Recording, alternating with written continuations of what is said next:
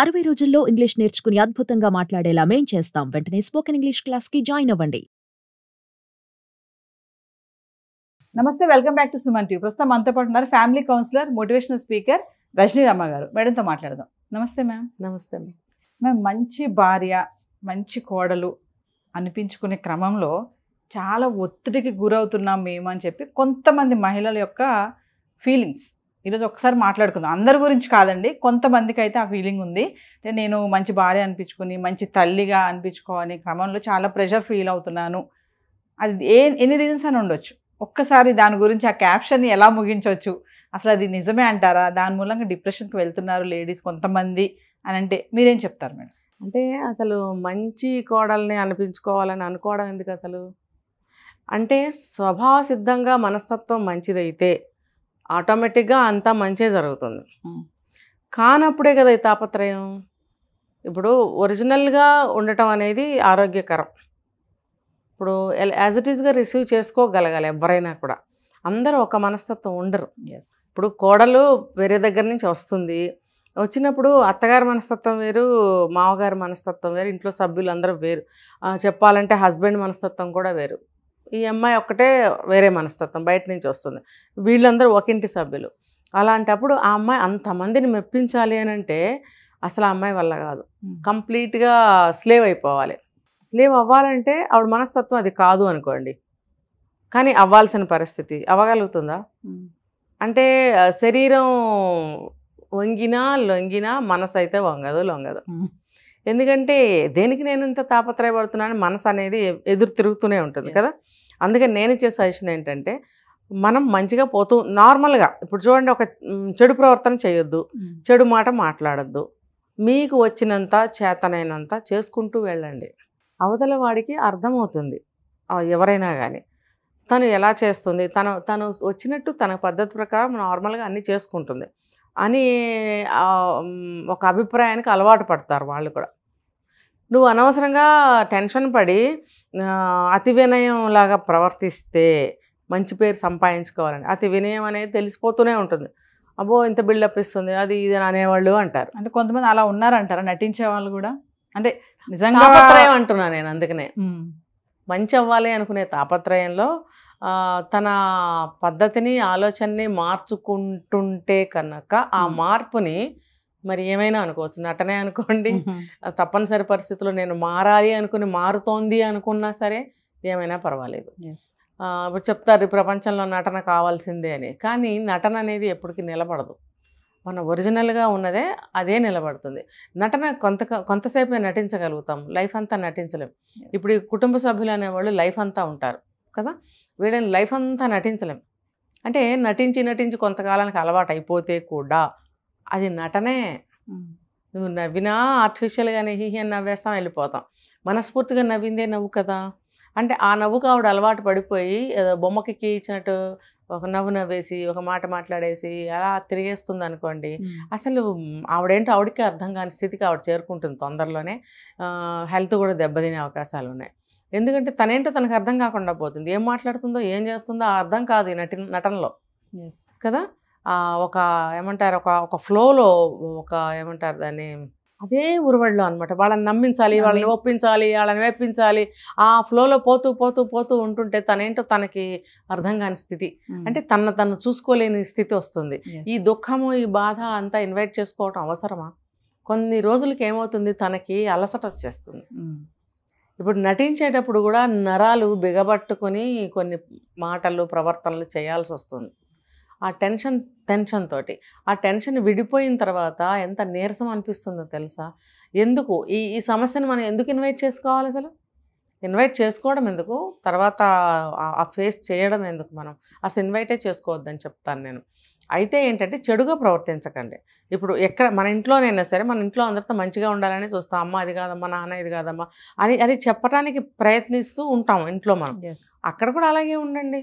ఇది ఇలా కాదు అత్తయ్య, ఇలా కాదు మా, ఇలా కాదు మరిది, ఇలా కాదు బావ, ఇలా చెప్పుకుంటూ నడుచుకోవాలి. నటించటం వల్ల చాలా దుఃఖం, దానివల్ల చాలా బ్యాడ్ జరుగుతుంది నాకు తెలిసినంత వరకు. యాజ్ ఇట్ ఈస్గా ఉన్నారు అంటే నా స్వభావం అంటే వాళ్ళకి అర్థమవుతుంది. 1 సంవత్సరం లోపల, అంతకాలం కూడా పట్టదు, 1 నెల రోజుల్లోనే తెలుస్తుంది. ఇంకా అన్ని ఎక్స్పీరియన్సెస్ రావాలి అన్ని పనుల్లో అంటే 1 ఇయర్ పడుతుంది. 1 ఇయర్లో వాళ్ళకి అర్థమవుతుంది ఈ అమ్మాయి ఎటువంటిదో. అలాగే వాళ్ళు రిసీవ్ చేసుకుంటారు. బాబా తనతో ఇది కాదులే, అదైతే తను బాగా చేస్తుంది అనే ఒక అభిప్రాయానికి వస్తారు. అంటే వీళ్ళకి వీళ్ళే ఫీల్ అయిపోతున్నారని అంటారా? వీళ్ళకి వీళ్ళే ఫీల్ అవ్వడము, స్ట్రెస్కి గురవ్వడం. ఇది 1 సైడ్. ఇప్పుడు చెప్పాను బేస్ అంతా. అసలు ఇప్పుడు చెప్తాను. వీళ్ళు అమ్మో నేను చచ్చిపోతున్నాను, కొన్నేళ్ళు గడుస్తాయి అనమాట. పిల్లలు పుడతారు, హస్బెండ్ ఒక ఏజ్కి వస్తారు, 35-40కి వస్తారు, ఆఫీస్కి వెళ్ళాలి అంటే ఆ యంగ్ ఏజ్ దాటి కొంచెం ముందుకు వెళ్ళినప్పుడు ఏమనిపిస్తుందంటే త్యాగం చేసేసినట్టు, మరి నేను చాలా మంచిగా ఉన్నాను, నన్ను ఎవరు అర్థం చేసుకోవటం లేదు అనే ఒక ఫ్రస్ట్రేషన్ వస్తుంది.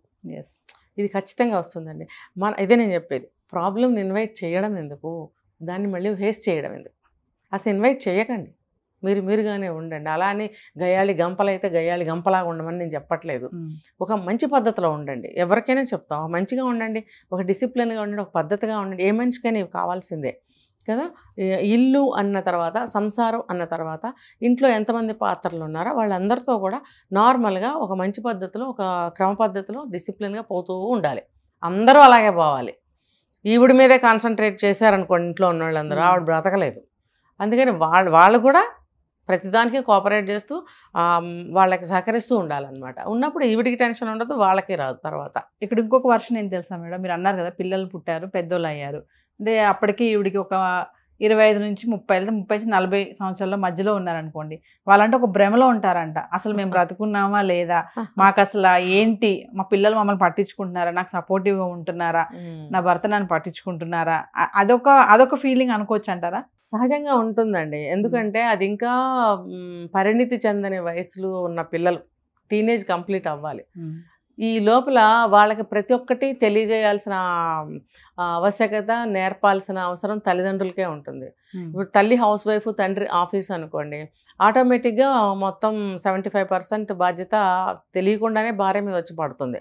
ఇంట్లోనే ఉంటుంది కదా, అన్నీ చూసుకోవాల్సిన అవసరం పడుతుంది. అదే తాళాలేసి మట్టుకు వాళ్ళు వెళ్ళిపోయారనుకోండి, అదేం ఉండదు.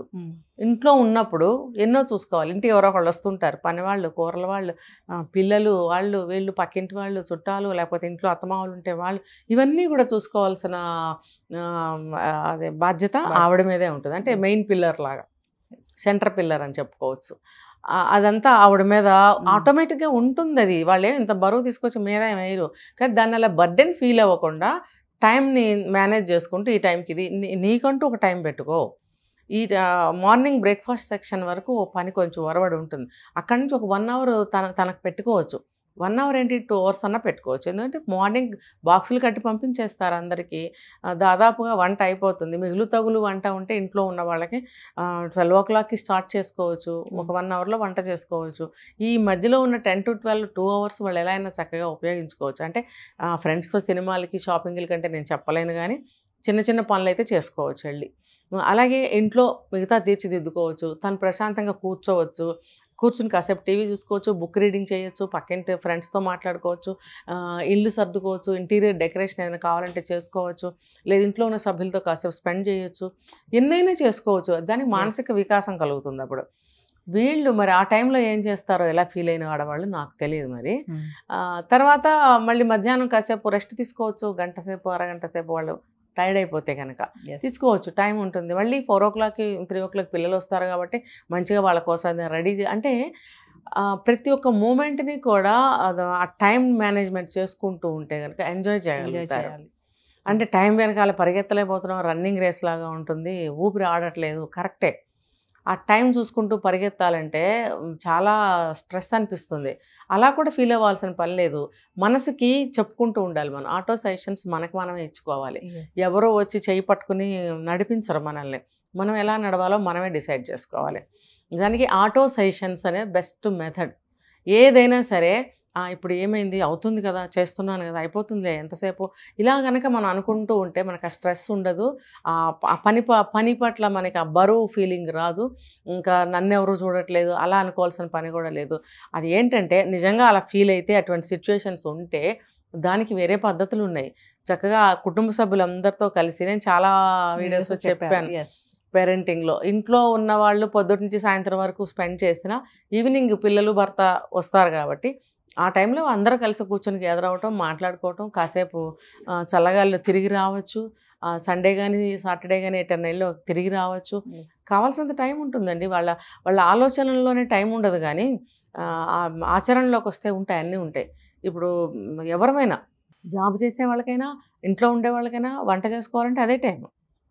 ఆ కాస్ట్ టైంలో ఎవరైనా వంట చేసుకుని పక్కన పెట్టేసుకుంటాం, మిగతా టైం ఉంటుంది. ఆఫీస్కి వెళ్ళాలి కాబట్టి ఆఫీస్కి వెళ్ళి వచ్చిన తర్వాత కూడా మీకు ఖాళీ ఉంటుంది. ఇంట్లో ఉన్నారనుకోండి బోల్డ్ టైం ఉంటుంది. బోల్డ్ టైం ఉన్నా సరే మీరు ఖాళీగా గడుపుతున్నారు, సోమరిలాగా ఉంటున్నారు, మీరు ఏం పని చేయట్లేదని అనట్లేదు.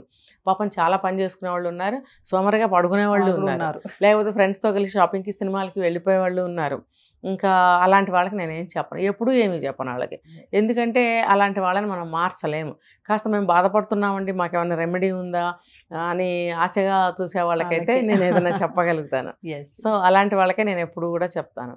కాబట్టి భర్త ఆఫీస్కి వెళ్తుంటే మాత్రం ఏముందండి, ఆ కాస్త టైంని మనము చక్కగా ఎంజాయ్ చేయొచ్చు. 4 మాటలు మాట్లాడుకుంటూ ఆ టైం స్పెండ్ చేయొచ్చు. వంట ఏం చేయను అని అడగచ్చు ఒకరికొకళ్ళు. ఇద్దరు కలిసి కూర్చుని కాఫీయో టీయో పాలో కాసేపు తాగొచ్చు. ఒక్క 10 నిమిషాలు పావుగంట కూర్చుంటే ఎంత ఎనర్జెటిక్గా ఉంటుందో తెలుసా అండి. అది అనుభవించాలి, అది ఇంప్లిమెంట్ చేసుకోవాలి ప్రతి ఒక్కళ్ళు కూడా. ఏదో ఒకటి ఇల్లు ఉంటుంది ఎవరికైనా, చిన్నదో పెద్దదో ఉంటుంది కదా. ఇద్దరు ఒక్కొక్క చోట కూర్చుని తాగితే తప్పేమీ లేదు.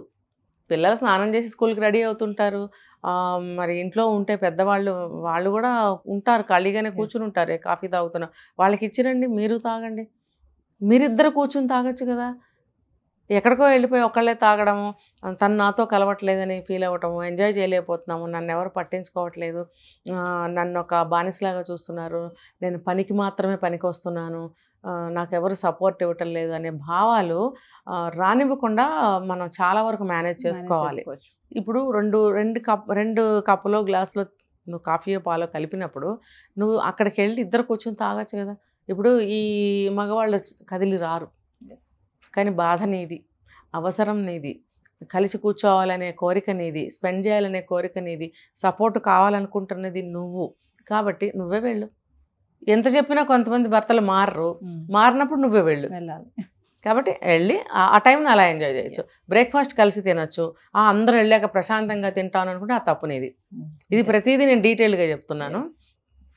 ఇవన్నీ ఇలా అనుకోకుండా, ఇలా చేయకుండా ఫ్రస్ట్రేషన్ అయిపోతే ఎలాగా? ఎంజాయ్ చేసుకుంటూ కదా. నాకు పిల్లలు సపోర్ట్ లేరు అంటే వాళ్ళకి ఇంకా పరిణతి చెందిన వయసు. వాళ్ళకి సాయంత్రం ఏ ఏజ్కి ఆ పాఠం అంటే స్కూల్ పాఠాలు కాదు, జీవితానికి సంబంధించిన పాఠాలు తనకి తెలిసినంతలో, తన ఎక్స్పీరియన్స్కి ఉన్నంతలో పిల్లలకి అన్నీ మంచి నేర్పుకుంటూ ఉండాలి. ఇంట్లో ఉన్న పెద్దవాళ్ళు కూడా పిల్లలకి మంచి నేర్పడానికి ప్రయత్నించాలి. కానీ మీ అమ్మ ఇలా చేసిందిరా, మీ అమ్మ మాట మీ నాన్న వింటాడు, మమ్మల్ని అసలు పట్టించుకోవట్లేదు అని ఉన్నవి లేనివి పిల్లలకి చెప్పే పెద్దవాళ్ళు ఇళ్లలో చాలామందికి ఉంటారు. అది ఒక మానసికమైనటువంటి కుంగుబాటు లేడీస్కి. పెద్దవాళ్ళు కూడా సహకరించాలి. ఇలాంటి పనులు మాటలు పిల్లలతో చేయకండి. ఇంకా చెప్పాలంటే అయ్యా బాబు కాస్త ఆడుకుని రండిరా, ఏదైనా కథ చెప్తానరా అని అంతవరకే చూసుకోవాలి. కానీ వాళ్ళని కూర్చోబెట్టి ఇలాంటి మాటలు చెప్పకూడదు. మిగతా టైము వీళ్ళు స్పెండ్ చేసి పిల్లలకి మంచి నేర్పుకొని ఇలా ఉన్నట్టయితే ఏ ఫ్రస్ట్రేషన్ ఉండదు. వాళ్ళకి ఒక వయసు వచ్చిన తర్వాత అన్నీ నేర్పుకోవచ్చు. ఏది నాకు సపోర్ట్గా మీరు ఉండాలి, లేకపోతే మీరు ఏదైనా సరే నాతో షేర్ చేసుకోవాలి అనే ఈ విషయాలన్నీ కూడా ప్రతిరోజు ఇలా నేర్పుతుంటే పిల్లలు ఆటోమేటిక్గా ట్రైన్ అవుతారు. ఇటువంటి సమస్య రాదు. అప్పుడు డిప్రెషన్కి వెళ్ళాల్సిన పని కూడా అసలు ఆ టైం సరిపోదు. ఇంకా ఆ స్పెండ్ చేసే దాంట్లో ఈ టైంకి ఇలా స్పెండ్ చేయాలి, ఈ టైంకి ఇలా స్పెండ్ చేయాలి, ఈ టైంకి ఇలా స్పెండ్ చేయాలి అని టైం మేనేజ్మెంట్ చేసుకుంటూ వెళ్తున్నట్టయితే కనుక అసలు నీకు ఫ్రస్ట్రేట్ అవ్వడానికి, డిప్రెషన్ అవ్వడానికి టైం ఎక్కడ లేదు. ఇందులోనే నువ్వు ఎంజాయ్ చేస్తూ నువ్వు దేన్నో వెతుక్కుంటున్నావు కదా, ఆ వెతుకులాటలోనే నీకు సాయంత్రం అయిపోతుంది, నీకు డిప్రెషనే రాదు. Thank you.